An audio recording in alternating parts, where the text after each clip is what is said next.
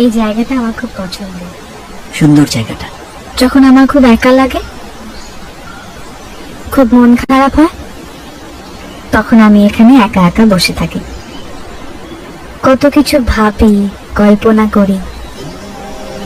কি কল্পনা করো?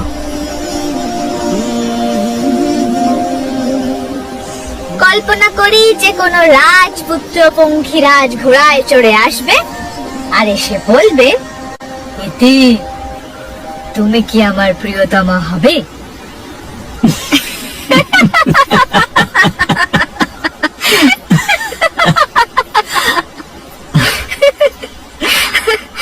না না, মজা করছিলাম।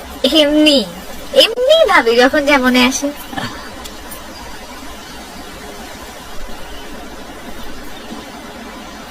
চলুন আজ যাই, না হলে আবার আব্বু চিন্তা করবে। ইতি,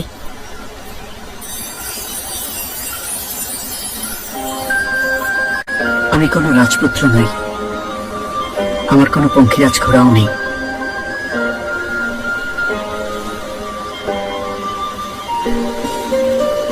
কিন্তু এক রাজ্য ভালোবাসা আছে। তুমি আমার প্রিয়তমা হবে।